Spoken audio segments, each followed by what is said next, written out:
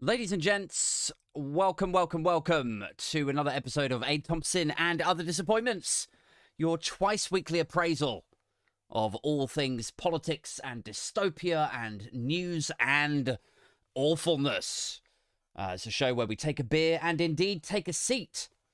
We sit down and we try to put the world to rights over its many wrongs. Let's get into this, shall we? It's been a full-on week.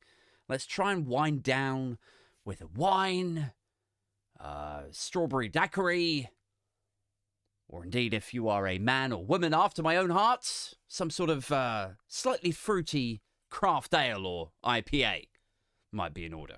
In fact, what have I got tonight? I've got Highlights Organic Light Ale. This is not an ad. just being frank with you. I offer full transparency. And that is what I'm on this evening. There we go. Live TV, guys. Cheers. So what should we talk about this evening? What's going on out there in the intellectual wasteland that is Westminster? I've just realised I haven't got my camera on tonight, have I? Let me just see if I can get some artwork showing for you at least. That's a little bit better. There we go. That's a bit better. So what's going on out there in Westminster land? I think Rishi Sunak is obviously looking to move the news cycle on as quickly as possible from the concrete gate crumbling schools debacle. Who could blame him? It's all a bit of a mess, isn't it, that they've made of the British education system? They've made a bit of a boo-boo there. Must try harder, Rishi. It's funny, like, I can never work out if their neglect of schools, state schools, comprehensive, local authority, primaries, whatever. I can never work out if the neglect of those schools is born from their privilege bubble, like where they were all privately educated in very well-funded establishments and institutions. So, like, perhaps to some extent, understanding the deprivation, the neglect is kind of out of their reach, is out of their periphery. Like they couldn't believe that a school could be this bad because they've never encountered it, Is it that? Is it the privilege bubble thing, or is it, proper ugly classism? Where they know that they're bad, but they just don't care. They just don't give a shit. Just empathy vacuum, start to finish. To some extent, because of the institutions they were raised in, the fact their parents just shut them away in a boarding school, so they never really developed empathy. They never knew what it was like to be loved and cared for. And now the whole thing's become this sort of trauma cycle. To some extent, it could be that. But yeah, which is it, Is it the fact that they live in this sort of bubble, this privilege bubble, or is it that they're kind of empathy vacuums and classist? Like they actually like the fact that poor people have it worse. Poor people have it worse than their kids do, Like your kid's school is shitter than their kid's school, and that makes them feel better and big. Like that sort of thing, that kind of dynamic. Like, which one do you think it is, dear listeners? Which comes into play when they cancel the school rebuild budget and condemn your kids to being mere self-burying pleblets? Is it the privilegey ignorance or hateful classism? You take your pick. Decide amongst yourselves. Like with the privilege bubble side of things, it's like they just don't believe that it's actually as bad as it is. They can't conceive of a school with some ceilings and walls literally collapsing in on themselves through lack of funding and care and so on. And so then that sort of, it manifests as that, that god-awful breed of scoffing, that sort of Brexity, top-hatted Tory thing where they just go, oh, you're being ridiculous. Oh, come on, you're being hysterical now. That sort of thing. Like, you try and warn them that people are in poverty, for example, and they need some help. And their response is like, oh, come on, don't be so melodramatic. Nobody in my golf club said anything about being hungry, you know? It's that sort of echo chambery privilege bubble kind of mentality that allows them to look the other way. When even their own civil servants are like, yeah, we need to repair and replace 400 schools every year, or we're going to kill some kids. That is the reality of the situation. And still, even then, they're like, but every single time I've ever set foot in a school, they've always been lovely. And we're like, really? Like, which schools specifically have you been to? Oh, you know, the one down the road. The one, what's it called again? The Royal Surrey Co-ed Independent? Yeah, that's the one. That's the one. Bloody love it. It's lovely in there. Top facilities. Well-maintained buildings. It's like, oh, well, okay then. Okay, I guess nobody else could possibly have a point, because the only schools you've ever walked into are ones with computer suites named after your fellow Tory MPs and shit. And then with the hateful classism, you know, because with the privilege bubble thing, it's kind of half forgivable, isn't it? There's an element of forgiveness that can be afforded to people like that. It's like you can only respond and react and behave in a way that is rooted in the experiences that you've lived, right? So if you've never seen a crumbling school, to some extent, you can probably educate them out of that, you know? But with the hateful classism, that's just fucking in there, isn't it? I feel like that's the other half of them as well. Like, it's roughly 50-50, do you reckon? This sort of subset of conservatives who they just like the idea of being a little bit better than the plebs. Like, it's what you deserve, you filthy pleb. You chimney-climbing puffer. Like, they're so devoid of self and achievement. You know, like, they got their whole lives handed to them. So they just don't have that part of them. They never developed that part inside, in their psyche, in their psychology. They just don't have that sense of self. Like, they're not good at anything because they've never had to be. All they know, all life is for them, all they've ever known is that they went to a posh school themselves, their friends were all posh, and everyone got a nice life out of it. That's it. You know, Barnaby got a nice job at Merrill Lynch through Tarquin's daddy, and Tilly married Hugo, and you know, Tilly's daddy wanted her to be taken care of, so he gave Hugo and his best friend Oscar jobs at the Telegraph. And, you know, but there's nothing to any of it. There's no skill. It's just, you know, nepotism and networking. There's no thing that they've worked on. They just got given a house and a job and a life. And so then when they want to feel good about themselves, you know, they don't have that self, they don't have that achievement. So in lieu of that, it's easier for them to just go, yeah, I've got all of this shit and you're starving because I'm just better than you. You know, it's just an easy story. I mean, they won't say that, obviously. They don't say, I've got all of this because I bet, but they will legislate it. So, you know. And so then that's how we end up with what? Like fucking, you know, tax setups that give these $1 million schools a charity status. You know, even though they're running huge profits, it's like, oh, no, you're totally a charity. Yeah, absolutely. Oh, don't worry about the taxes. Oh, it's fine. You guys are good eggs. You're taking care of my nephew. Oh, well, yeah, absolutely. That's why they slash funds for this lot over here, you know, a hospital, a school, a care home, while funneling the money that should have gone to that, funneling that money out to their rich mates, you know? That's why we have these things. These setups. It's like, shouldn't the general public's tax money be going towards the general public schools? No. You would think that. I understand why you would think that. It's quite confusing. But basically it works like this. That money is better off in my mates' pockets. It just, I mean, you've listened to Ben Bradley, haven't you? They only spend it on crack or brothels or something. So, yeah. One of the things I talked about this morning on TikTok, I don't know if you follow me on there, if you even have TikTok, maybe some of you, as soon as I say TikTok, maybe you're like, ooh, you're a bit old for that, old son. But it's good. It's like this great political commentary happening on TikTok.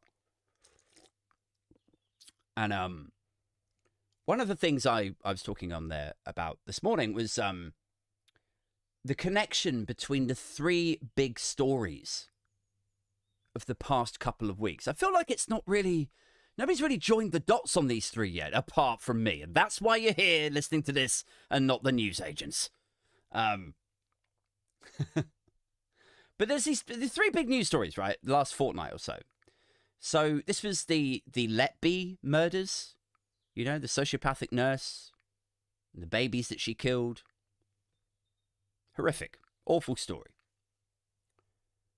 And then there's the schools thing, which is that they are run down. Ceilings are crumbling, walls collapsing.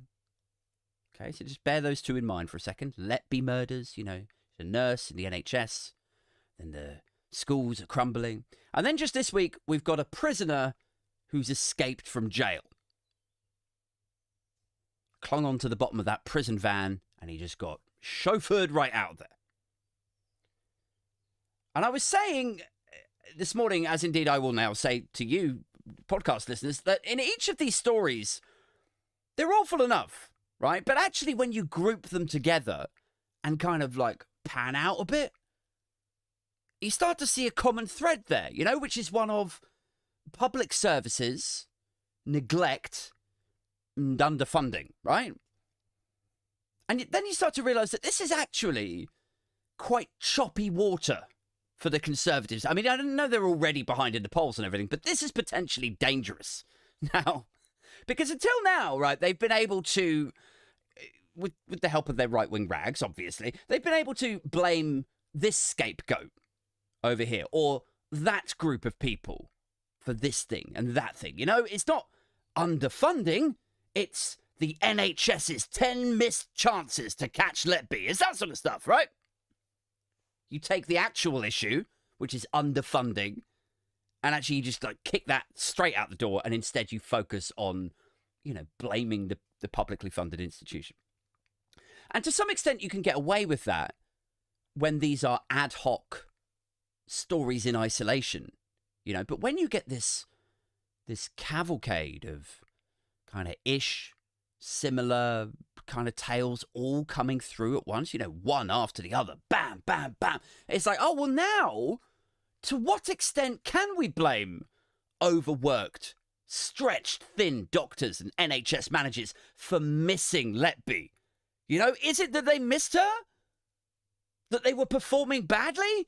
Or is this another tale of underfunding and public services neglect falling to pieces? Equally, to what extent can we blame local authorities for overspend when you're reducing the cash that they need? Like, they need that money for schools, for facilities, for care homes, or whatever. Like, can you still blame them when they fall into the red, or when the schools fall to pieces, when the common thread here is neglect at the government level? Do you know what I mean? Like, once is unlucky with the NHS, with the nurse or whatever, but twice in like 2 weeks. Well, now this is starting to become a pattern. This is a narrative. The NHS neglected, the schools neglected. And then this week,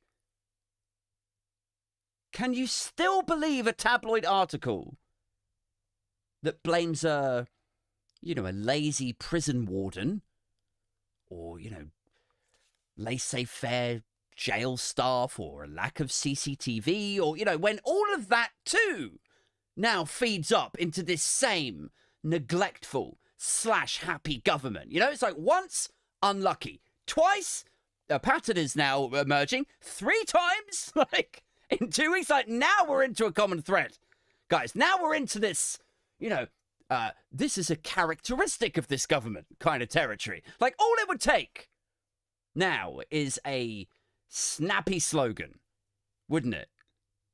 To really nail this to them, to smash this home, the right messaging, you know, that's all it would take. This idea that it's very much the shit governance of, 13 years of Conservatives that are to blame here for most, if not all of them.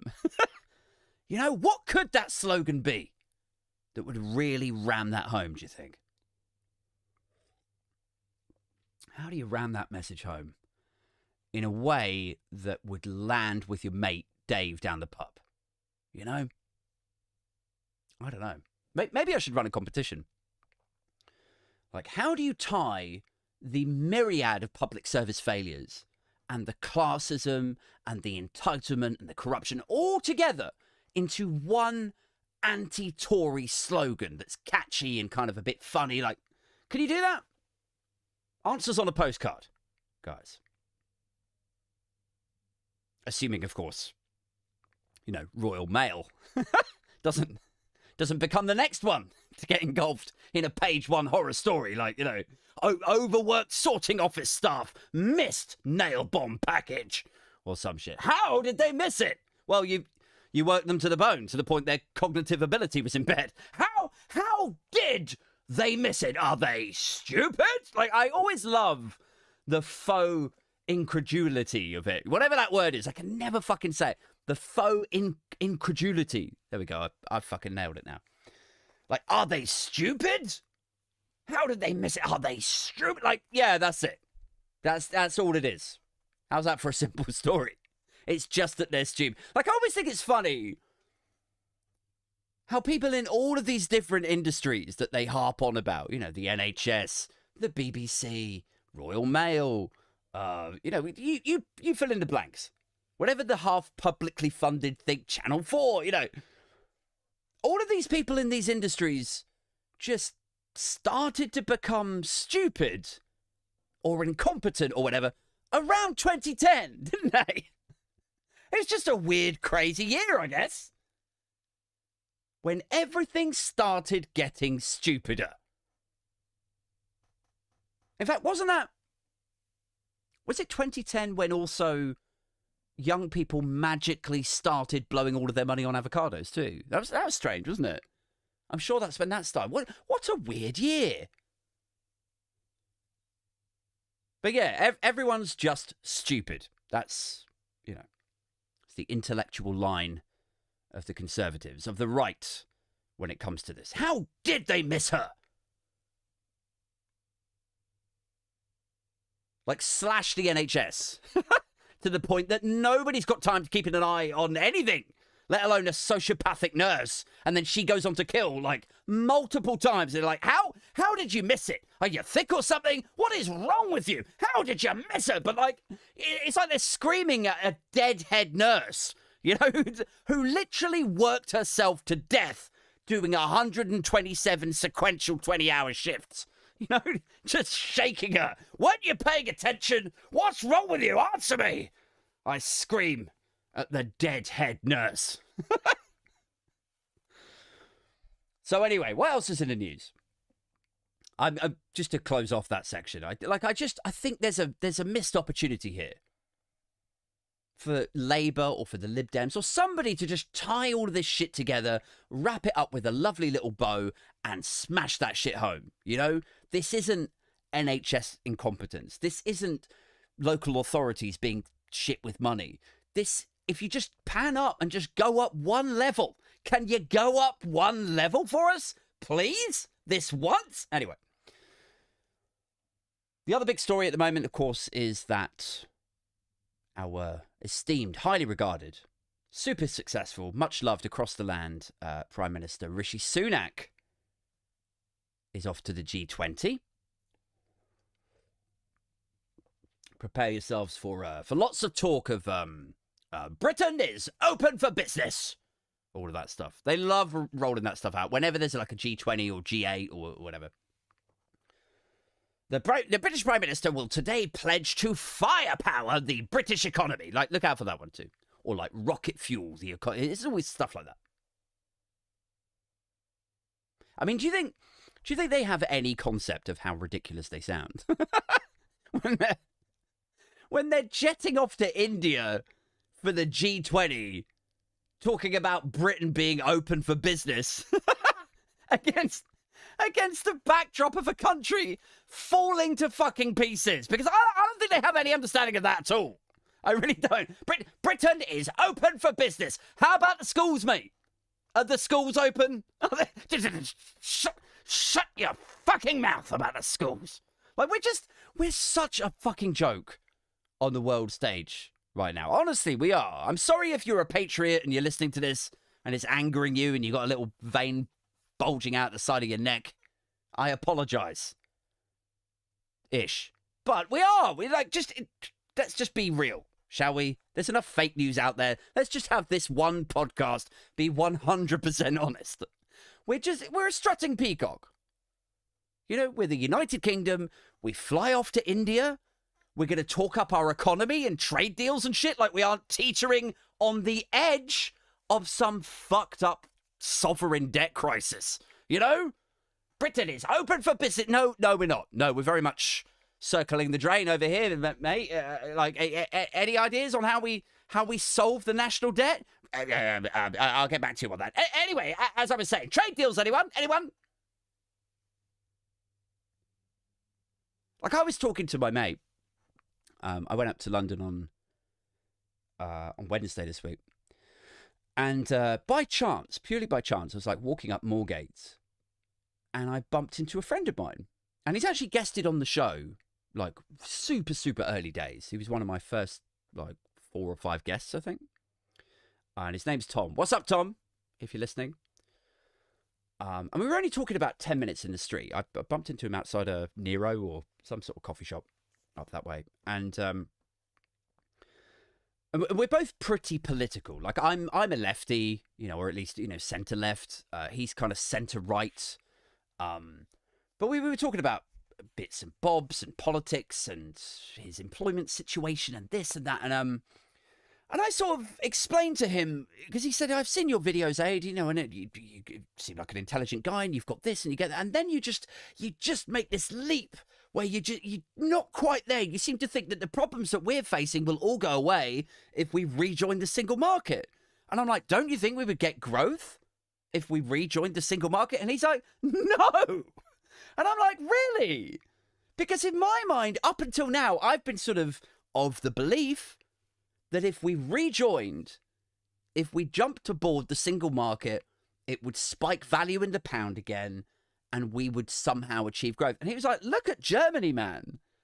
And I was like, what's going on in Germany? He's like, you know, recessions, minimal growth. He's like, France, look at that. He was like, look at Canada. He was like, all of the problems that you hate about modern Britain are happening fucking everywhere. And I'm like, okay, all right.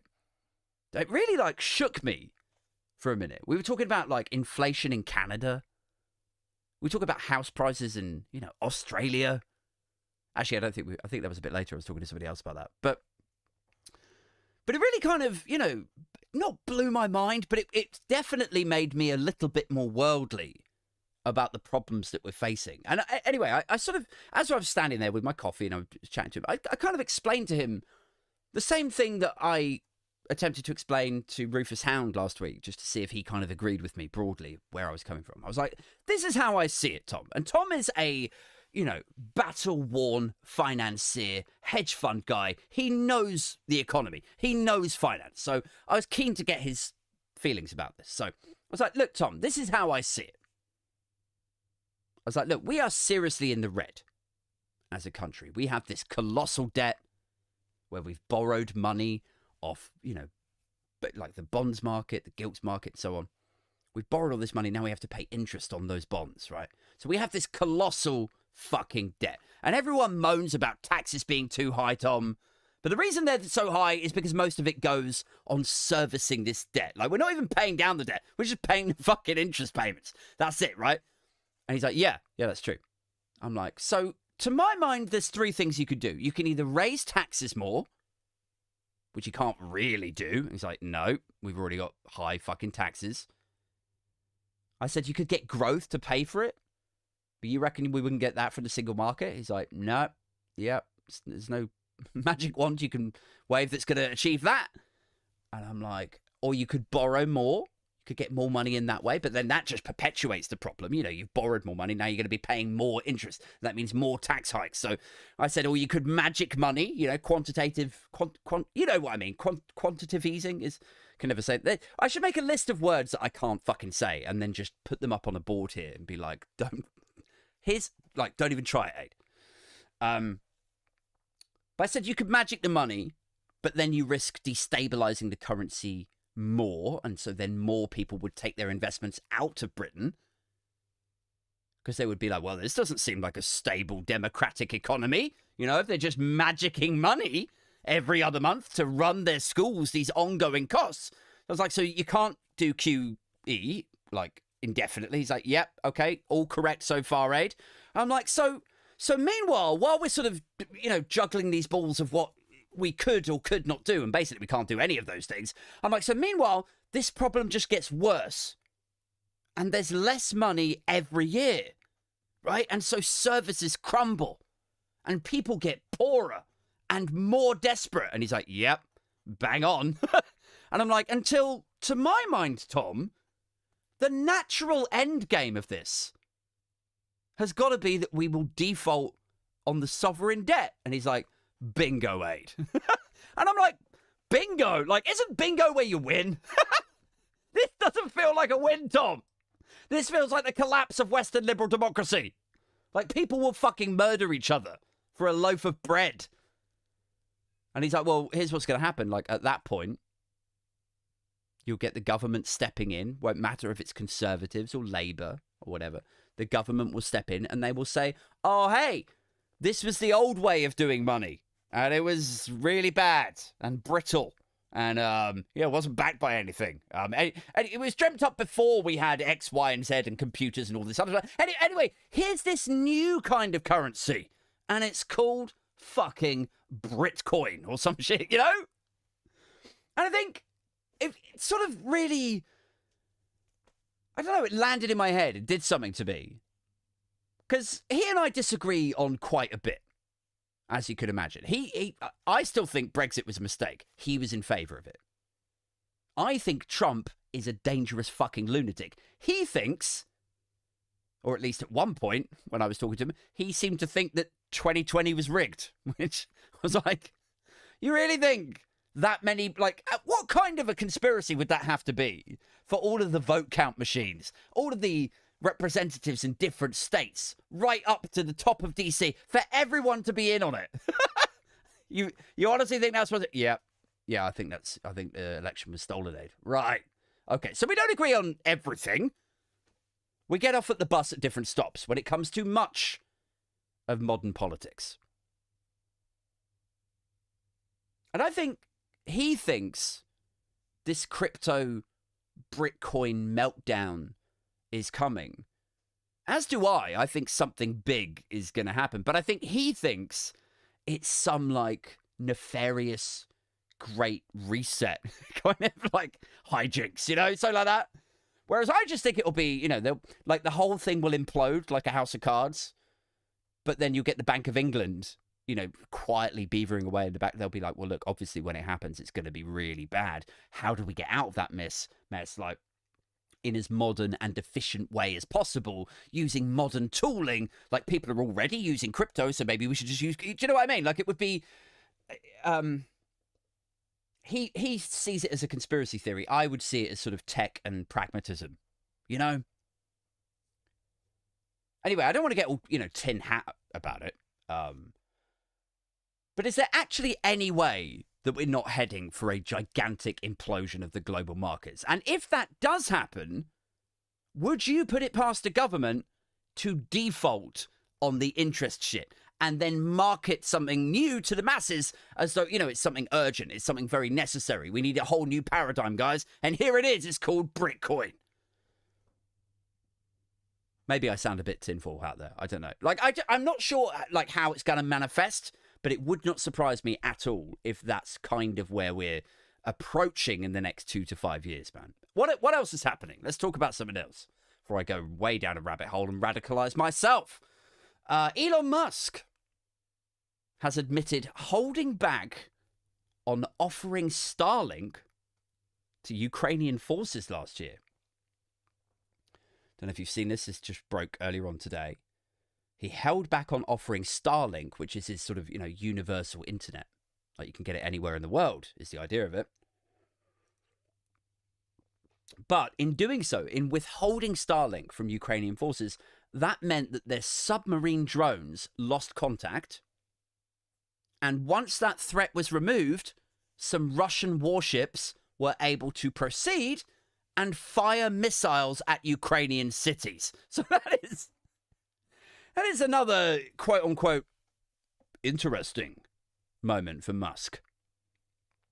That is a terrible geopolitical position to take for Elon Musk. Like he says, of course, right, this is his, because these are sort of like rumors and something that's coming up in a biography that's been revealed, and he's addressed it apparently last night on Twitter. He says that he didn't deactivate anything. He just didn't give it to them, He didn't activate it further, sort of thing. And the reason that he didn't, he says, was because he didn't want to escalate the conflict. Like expanding the coverage and giving it to these specific Ukrainian forces would have been a sort of tacit act of war, in his opinion. He didn't want to get drawn in either side, He didn't want to ever be seen as the sort of person or company that was escalating or widening the conflict. Because he doesn't like conflict, you see. I don't know if you've noticed that about him. He likes to de-escalate wherever possible. He's a calming influence, isn't he? He's a calming influence, guys, on geopolitics and indeed everything else, in case you hadn't noticed. Like the time he called up Putin for a chat without telling the Pentagon first. Or the time those Thai kids were stuck down a cave and he called the rescue guy a paedophile. Or do you remember when he platformed the Republican transphobe? You see? Calming. He's a calming influence guy. Doesn't like conflict. Doesn't want to see things escalate, does he? It doesn't even make fucking sense. Does it? Like holding back on helping Ukraine because you don't want to see things escalate, right? But then that is de facto empowering Russia to just crack on and sail in there and kill and escalate. I imagine a Ukrainian family, pulling their kids out of the rubble, Thank God things didn't escalate here, Elon, you fucking idiot. It's like, and then imagine how bummed out you'd be, right? Imagine if you were a Ukrainian family and you had escaped all that. Imagine you had escaped the city that then got missiled by the Elon Musk Russian warships or whatever. You escaped it. You heard about it on the phone. The Elon stuff, the missiles, your friends' families pulled from the rubble. And you escaped it to get one of the UK's few and precious official refugee status entries. And you got in, you got housed in Gravesend, Kent. And you got your kid into the local school, where the whole classroom fucking collapses. And then you have to pull your kid out of the rubble anyway. You could play a game, couldn't you? You could play a game with British infrastructure. We'd hold up two cards. There'd be two Polaroid photographs, one on each card, and they're both pictures of imploded buildings. And the game is this. It's just Warzone or British school. And if he gets it right, you get 10 Britcoins and a subscription to Starlink. Guys, that's it. That's all I got time for. Thank you so much for tuning in. I'm really enjoying doing these solo episodes for you. If you're enjoying them also, don't be a stranger. Do jump onto patreon.com/Aid Thompson with an IN at the end. You get episodes of the podcast 2 days before everybody else. You get access to the Discord chat. I'm in there most days, where we share memes, we talk shit, mostly about Tories. I give my Patreons first dibs on the live shows that I've got coming up. Got one on the 28th of September. That's only a couple of weeks away. It's at the book club in Shoreditch. It's me, Otto English, Ashley Hayden, John Left at the Countryside. It's my first live podcasty event thing since I started doing this. So I'm super psyched about it, and I would be I'd be super thrilled if it was sort of packed out, friendly faces in the crowd. Yeah. So if you want to buy a ticket for that, go to there's two places you can get the tickets. You can go to funk-27.co.uk/shows. There's a link in the description to this. Or you can Google DICE, DICE, and then just put my name in, A. Thompson, and then September. You'll find me. It's fine. But there's a link in the description. Maybe that's the easy one. So that's coming up in September. Then I've got the Riot Society. That's the one that I do with Danny fucking Price and Super Tansky. This one on the 10th of November. We've got Marina Perkis. We've got Dane Baptiste. It's going to be a laugh, man. So grab yourself a ticket to that. Also, before I go, big shouts to my Patreon backers. To Martin, Simon, Ned, Chris, Malcolm, Aaron, Peter Del Monte, Rodri, Fat Shirley, Mojo Sabian, Bowman, Jeff, Ailsa, Kai, Stuart, Pingu, David V, Alex Suter, Christy, Silent, T-Rex, Sarah, and Kerry. Thank you so much, guys. That's it for now. I'll be back next week. I've got a couple more guest shows coming up soon, which I'm very psyched about. Until next time, keep it strictly #Binfluencer, and obviously stay booch. I'm out this motherfucker.